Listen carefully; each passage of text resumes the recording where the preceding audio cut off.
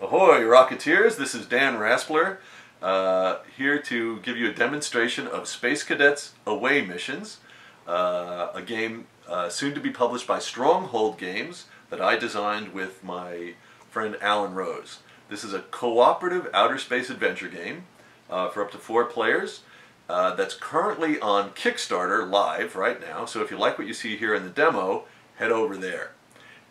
And if we get enough pledges, it won't be for 4 players, it'll be for 6 players. Also, the components that you see here in the demo, while very nice, aren't the quality of the gorgeous plastic miniatures that you'll get when you head over there. You see what we got. So in this game, it's sort of a 1950s golden age sci-fi theme, and the adventurers are the human defenders of an alien secret attack where they've captured a whole bunch of humans and enslaved them as thralls. And this war is about rescuing the thralls and sending the aliens back into space. There's a bunch of different scenarios.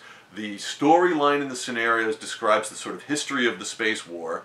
And the scenario that we're going to be doing today is the Earth Orbital Platform mission. This is an early mission in the history, so that it's not about combat, although there is combat, but the emphasis is on more research. The storyline at this point is that while we've been fighting the aliens, we don't know too much about them. So the crew is assigned to get into this orbital platform and get biological samples of the 6 hostile aliens. The 7th hostile alien, the Thrall, is a human slave, so we don't need to get their biological material. The mechanics in the game, well, I should start with the sequence of play. The players go first. They scan a face-down tile and flip over all the stuff on there and prep the map. Then they take their 3 actions. Each of the players does that, and then all the aliens get a chance to go. If JR is the cameraman, if you want to have a look at the map, just so I can show folks what it's all about. So this is the orbital platform map. Each of the tokens face down on the map represents something that you'll see once the tile is scanned. And every turn, each of the Rocketeers has to scan a tile, scan the nearest tile. How do the Rocketeers enter the map? In this scenario, they're going to fly up by a shuttlecraft. So okay. The players pilot a little shuttlecraft, they decide where it latches on. In other scenarios, there's different openings. Sometimes you might start in cells, sometimes you might start in an airlock.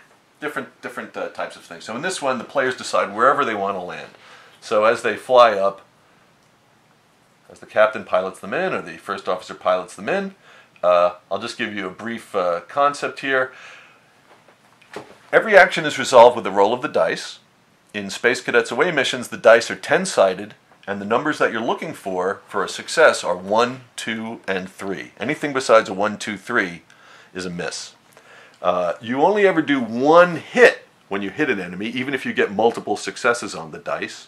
Any hit after the first is called an overkill. And that's kind of one of the special things about this system.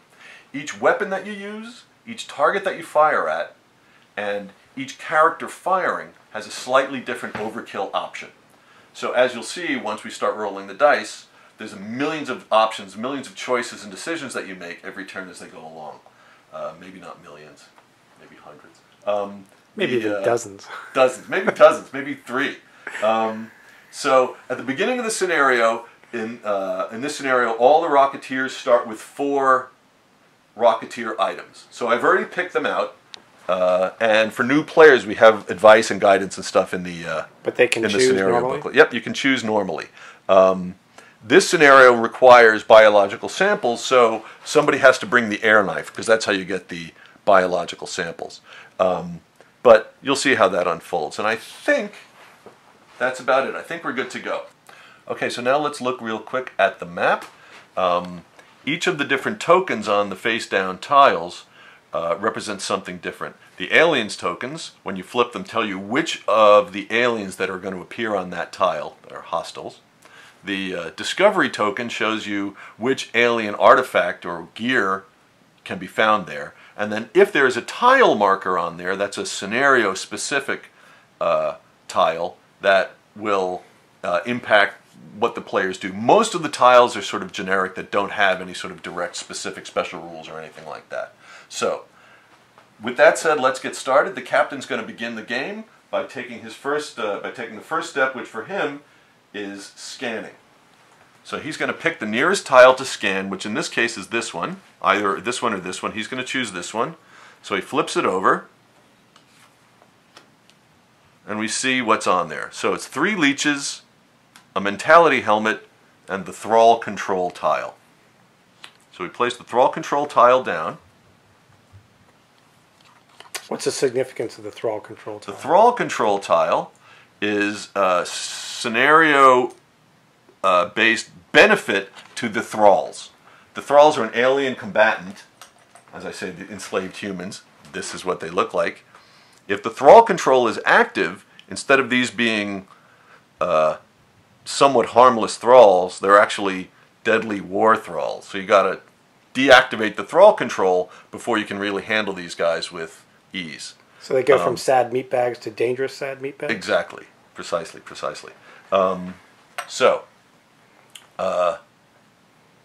So the tile's now set up, and the captain's going to take his first turn. So he has 3 actions. With his first action, he's going to open that hatch. If you notice the light blue hatch between his tile and the next tile, that blocks line of sight for the Rocketeers and for many of the aliens. Not all the aliens, though. So the captain's first action was to open the hatch. The captain's second action is to walk into this tile. He gets to pick up the mentality helmet, because it's right face up there. In this game, it doesn't take any actions or anything to pick stuff up or drop stuff or trade. So there's the mentality helmet. That's a defensive item that might help him out later. So that was 2 of the captain's 3 actions. The captain's now going to spend his third action and take a shot at the first space leech. He's got to get rid of these leeches. Even though this is a science mission, the leeches are deadly. Normally, his pistol, at point-blank range, would roll 5 dice. But because he has the holster, he rolls 6 dice. We always like giving the captain the holster because he's cool. So here we go, rolling 6 dice to shoot at the first space leech. Let's see, the captain gets 1 hit, the captain gets 2 hits. So, the first hit kills the leech he's shooting at, and the second hit is an overkill. The captain can use his overkill for his personal command action, where he can issue a command to the first officer. The second thing he can do with the overkill instead is use the pistol's overkill option, which is give him a free move. In that case, it's nothing he wants to do. The third overkill option in this case is to choose the leech's option, which in this case is called revulsion, and that lets him get a free shot on another leech, because he succeeded so well on the first shot that his disgust freaks him out a little bit. It's motivational. He's motivational. He gets a free shot on the next leech. So, because it's his second shot, he doesn't get the bonus from the holster, so he only gets 5 dice. So, let's see. Alright. It looked, well, that was... Designer prerogative. That's a reroll. That's a reroll. That was a mess. Alright, here we go.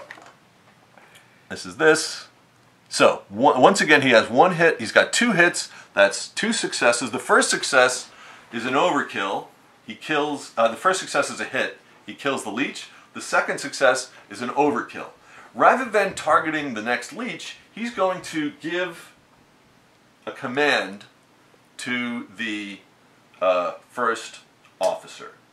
Okay, so we're going to continue with the first officer's turn. The first thing that she does, as always, is scan. She scans the nearest tile, which for her is this tile. She has no choice. This is a mandatory thing that you do every turn. That tile just spun around. Does that matter? No. So she flips over the tile, and she places the gear in it that she found, which is in this case a heat ray. That's a nice item. And then she also finds this event. In this case, cosmic radiation. Cosmic radiation means that all the Rocketeers in play immediately take a hit of damage. So the captain goes from 6 to 5 hit points. The first officer goes from 4 to 3. So she's kind of she's feeling it. She's feeling it a little bit. So now, can I interrupt you for a moment? Please. why didn't it? How did you know which way that tile went?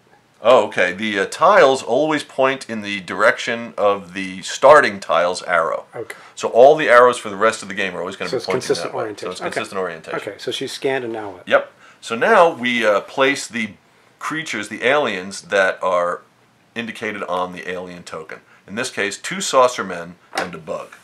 All aliens always appear in the tile where their token is, with the exception of the bug. The bug is the exception of the rule.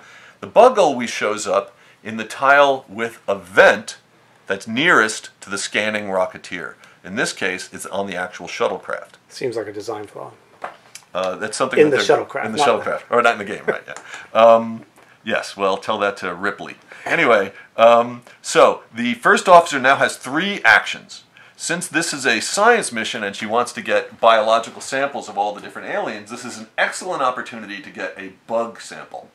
So since she has a air knife, special high-tech knife, which allows her to collect alien blood, which is what you need for this scenario, she will roll 3 dice. She'll spend an action. She's going to roll 3 dice and try to get a 1, 2, or 3 on one of those dice. So let's see. She got a success, which is to say she kills the bug and she gets an alien blood. Okay. Now, alien blood is that, so now they have completed one of their 6 objectives. 6 objectives is blood for each of the different aliens in this scenario. So she already has 1 little alien blood. Now, just as before, she has an overkill. She got 2 successes when she only needed 1. What can she do with this overkill? Well, since she's fighting a bug, she can use the bug's overkill option. In this case, it's kill another bug. Since there's no other bugs, she's not going to take that option. The second option that she can possibly take is based on her weapon. Now, her weapon is an air knife. What the air knife can do is give her extra alien blood. That's not going to make a difference in this scenario. She doesn't need any more alien blood in this scenario. So from that particular specimen. From that particular specimen, right. She needs alien blood from other specimens.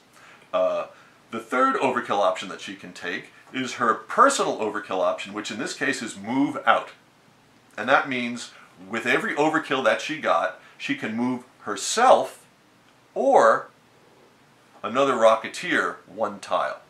In this case, she's going to move herself 1 tile to get out of the shuttlecraft for 2 reasons. 1, because the hatch is going to close in a moment, just like in Star Trek at the end of the turn.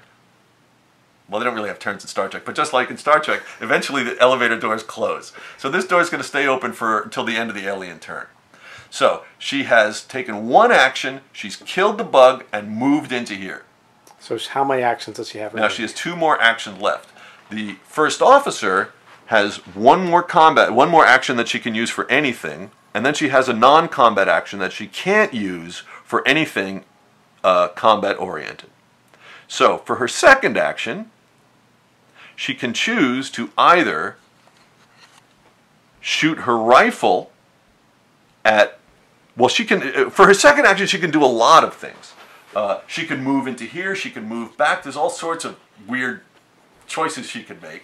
But the most practical one would be to either get rid of some of these hostile aliens or to stab this leech with the air knife in the hopes of getting another alien blood right away. And that's probably the best move. So she's going to do that. She's going to take her action point, and now she's going to use the air knife again to stab this leech. And here we go. She failed. Very sad. Now, because the captain, on his turn, gave her a command, she has a spare command waiting in her pocket. So she's going to spend that to try to take another stab at the leech. Let's see how that goes. Another failure. Very sad. What can you do? Now in this game, the first officer, or anyone at the end of their turn, at any point in their turn, can spend 1 O2 cube, or chip in this case, to take an extra free action. Once a turn, you can burn one of your precious O2 to take an emergency free action. What happens if you run out of oxygen? If you run out of oxygen, it's the same thing that happens if you run out of hit points, which is you die and the scenario is over for everyone.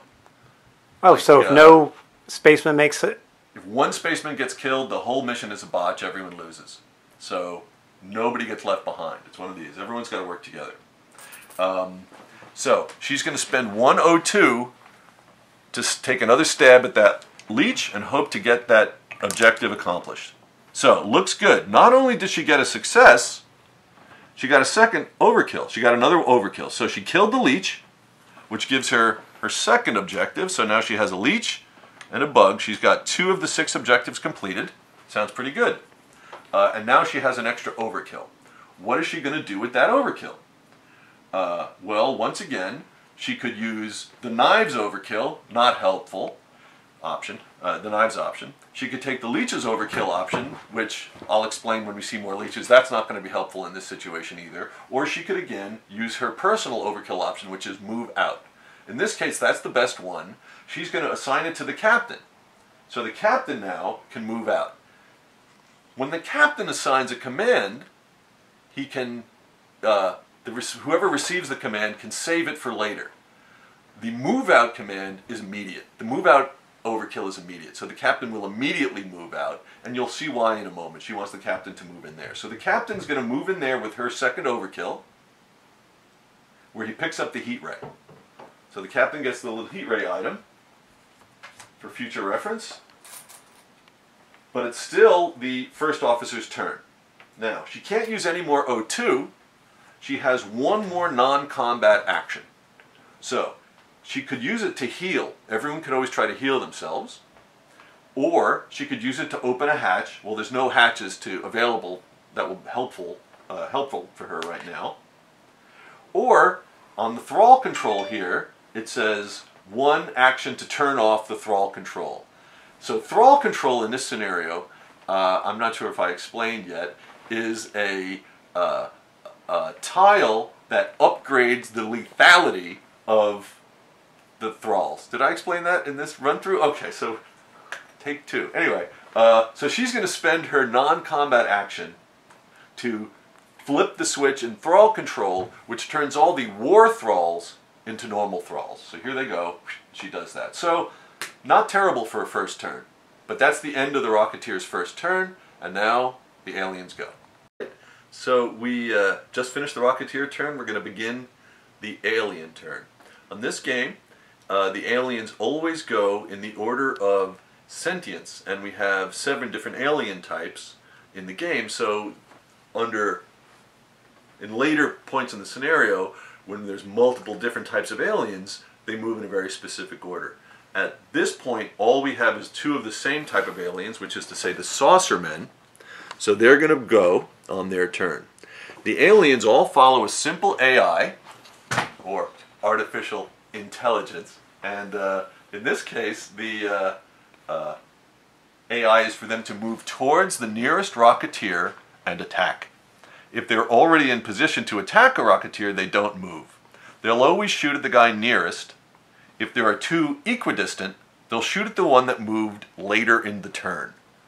So given a choice, you want to have your characters with fewer hit points generally move earlier in the turn than the guys with the big piles of hit points. Right now the captain is 5, so he'll probably go, I don't want to get ahead of myself, but he'll go later in the turn when they go. Now, as an aside, yes, the captain moved last, but on an action contributed by the first officer. Right. So who moved last? The sequence of character movement is determined by the Rocketeers on their turn. Right, but since the captain moved The last... fact that he moved with a move-out command or moved from any other purpose is irrelevant. So it's the last activated The last Rocketeer. active, yeah, okay. last active all right, Rocketeer. so right now the first officer is the target. Is the target if they were equidistant. Got it. But they're not, since the captain is closer. Okay. And that is why last turn, when she had that overkill option, she chose to move him in there.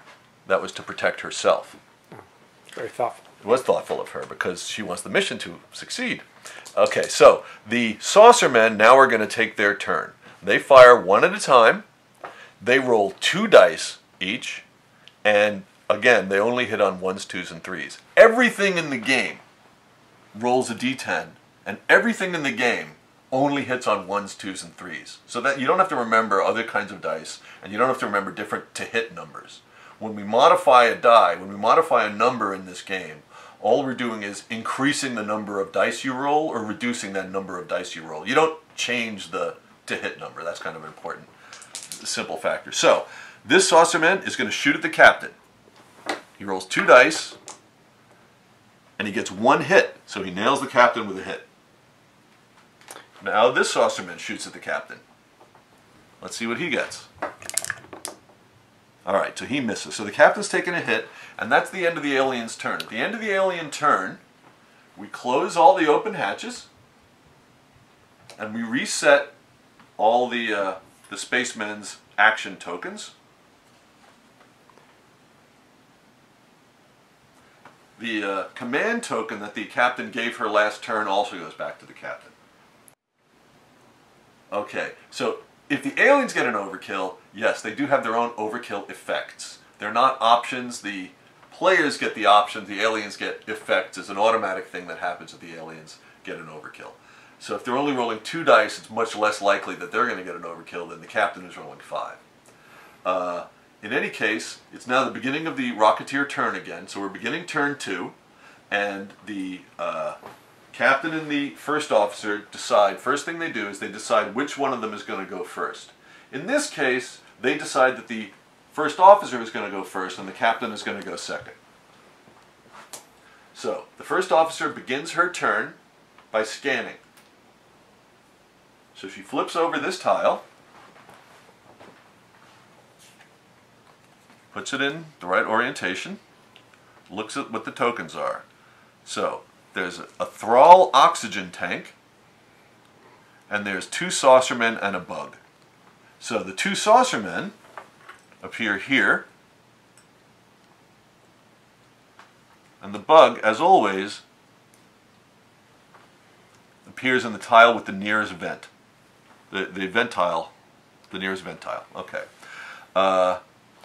This Thrall oxygen tank is a nice little item for the saucermen, for the Rocketeers if they can get there, because it increases their fund of oxygen, obviously. So now she begins her turn. The first thing she's going to want to do, the first thing the first officer does, is she's going to move into this tile. She picks up the Thrall oxygen tank, which gives her 3 O2 markers. So she now has an abundance of O2, so she'll be able to use it every turn for a while. Then she has 2 more actions. The first action, she's going to try to use her air knife to get a blood sample from the first saucerman in her tile. So here she goes. She's going to try to get the air knife into the saucerman for the objective. Fail. She rolls it again. This is with a second action? This is with her second. It was actually her third action. So the first action was to move in. Okay. The second action was to stab. This is the third action. And another fail. So Annie is not doing so well. So she's going to burn up one of her O2 to take a third attempt to get that precious blood. Precious blood. And another failure. Not good for the Rocketeers at this moment. Very depressing. But that's the end of her turn. Now the captain takes his turn. So the first thing he does is he scans. He flips over the nearest tile. Puts it in the right orientation. This tile contains Mysterium, which is the exotic new Xeno element, and again 2 saucermen and a bug, which is a common assortment that you find on these tiles. So 2 saucermen appear in this tile. Right now there's a lot of saucermen. And another bug appears back here on the shuttlecraft. So there's plenty of targets. There's too many targets for comfort, but the captain has no choice. So he's going to take his first action. And he's going to shoot. Actually, you know what he does? He's not going to do that. The first thing he's going to... I'll tell you what the first thing he's going to do. In fact, the first thing he's going to do, he picked up, I forgot he picked up this lovely heat ray in the last tile. So he's going to use one of the charges on the heat ray. If you notice, there's a little green box in the corner. That shows you how many times you can use this item.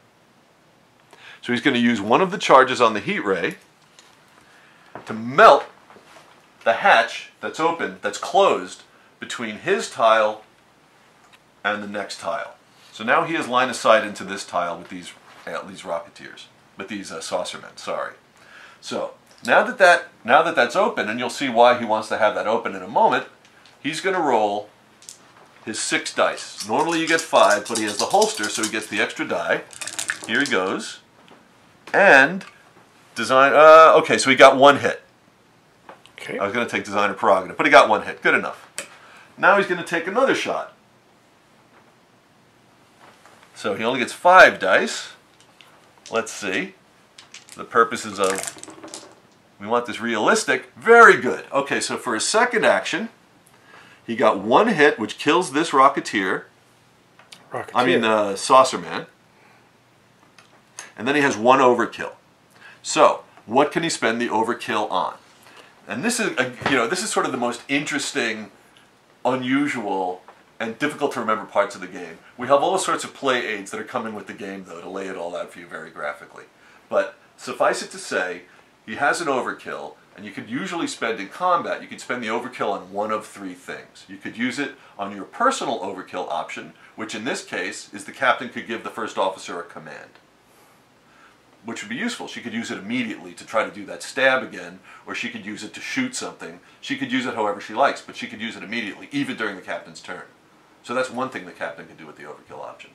The second thing he can do with the overkill option, with his pistol, with his ray gun I should say, he has hit and run, which will allow him to hop into the next tile.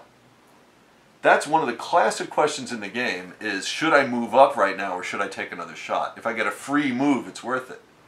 So that's the kind of push your luck thing that this game features. The third thing he can do with his overkill option is choose the Saucerman's overkill option, which in this case is called Psychic Scream. The Saucermen and the leaders, the little green men as we call them in the game, are psychically linked.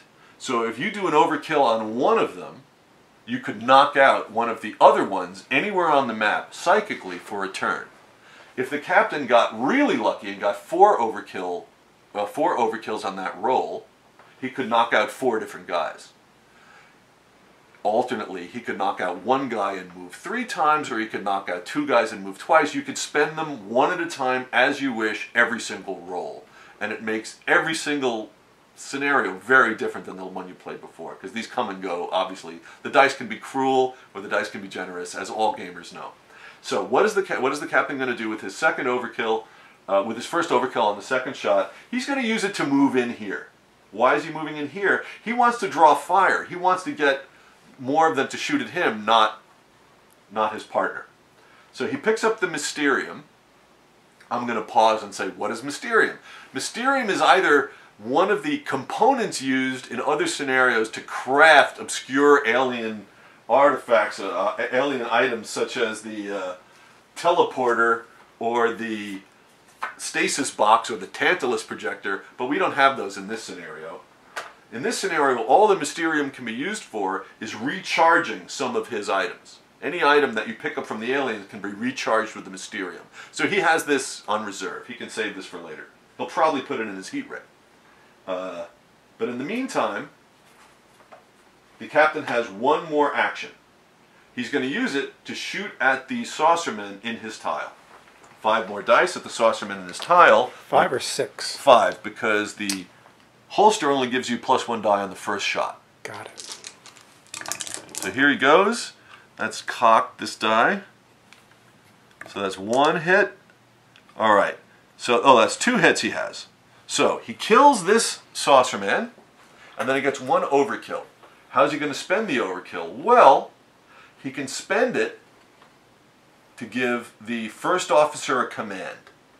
Or he can spend it to knock out one of the Saucermen. Or he can spend it to move. And I think, in this case, he's going to give it to the first officer as a command. So now she can take it immediately, which she will choose to do.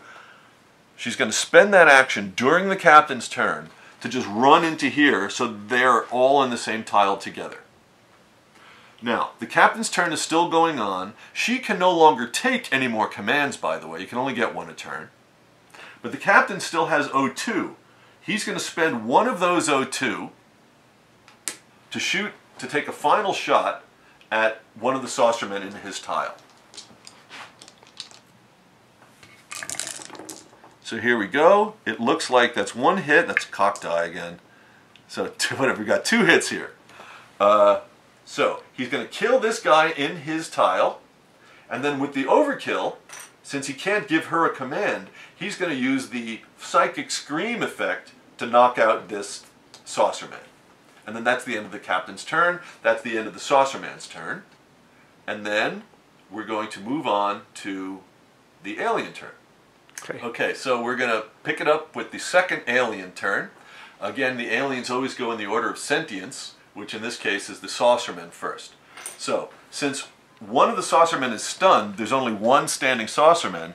He is the only one who's going to fire. Both the captain and the first officer are equidistant, but since the captain went later in the turn, he's got the player 2 marker, he's going to shoot at the captain. Will they not move, or will they shoot if they have a target? If he has a target, he doesn't move.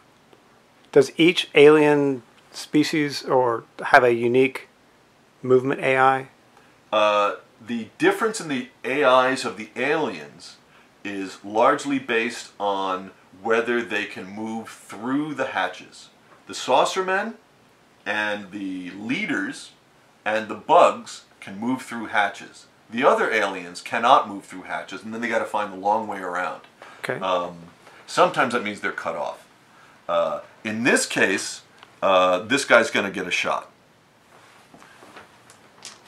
So the first saucerman, the only saucerman, is going to fire. He's shooting at the captain. All right, let's say he got 2 hits instead of no hits. So just to show you for the demo here. So the saucerman got 2 hits, which is a hit and an overkill on the captain. So the captain takes a 3rd hit of damage, so he's hurting a little bit. And then there's an overkill. What does the saucerman do with this overkill? In this, the saucerman's overkill effect is mind control. So whoever he's shooting at gets mind controlled. In this game, mind control means you lose 1 action next turn. So if you look at the character sheets, there's a little mind control box over here, and the captain's going to take 1 of his action points and slide it into the mind control box. But what about his helmet? Oh, thank you. Of course. Thank you, First Officer. Because he has the mind control of the mentality helmet, he's going to burn one of the charges off the mentality helmet, and he doesn't get mind controlled. Look at that. Good move, picking up that helmet. But he still took the hit. So both of these, both of our crewmen are kind of shaky. But that's it for the 2 saucermen. This saucerman now comes to, his turn is over. All he does is wake up. And now the bugs go. Now, the bugs have a not completely different AI than the rest of the aliens, but it's unusual and sort of organic. And in this case, what these bugs will do is the first bug moves both bugs forward 1. So that's it for the first bug. Then the second bug goes, and he moves both bugs forward 1. And that's it for the 2 bugs. So if you have a mass of bugs, they could go screaming through. If you have 4 bugs, and they're 4 spaces away, they move right into your tile. If you notice, they ignored the hatches. That's because bugs, based on the scientific research that we've done, space bugs, based on our research, it seems to go under the little space under the hatch. It seems that's how they get in. Anyway, they ignore hatches too. So the bugs can sneak in. If you have 3 bugs in your tile at the beginning of the turn, each bug rolls a die. Each bug rolls a die independently. So when that's the case, where if each bug hits, you get 3 hits. So that's why the bug's in a way the deadliest of all the aliens. Because if there's 5 bugs in your tile, you can get 5 hits and they can kill you right away. Nothing else can do that. Even the Sentinel, the dreaded Sentinel, he rolls 6 dice, but he's unlikely to do more than just a single hit when he hits you. He has his own overkill effect called Terror, which we're not going to get into in this demo. But you can see that in the rules online at either the Board Game Geek page or the Kickstarter page. That stuff is all posted there. And I think that's going to be about it for this demo. But I think it should hopefully give you a sense of what the game is all about. Pushing your luck, choosing your overkill options, choosing which item you're going to use, choosing who your target's going to be. In a way, it's a shooter, like a console game shooter. High action, but you keep your objective in mind. Make sure you bring the right gear. It's highly interactive. You have to work together at all times. Sometimes somebody gets creative and wanders off by themselves and tries to be a hero. It doesn't work. On the Rocket Patrol, you got to work together. It's a cooperative game for a reason. And I guess that's it for our demo tonight. Rocketeers, thank you very much. Thank you, JR, for your able camera work. And everyone, this is JR's first attempt at outer space photography, so please forgive any focus issues or anything like that. And again, see you online. If you have any questions, you know where to find us on either of those websites. Thanks a lot.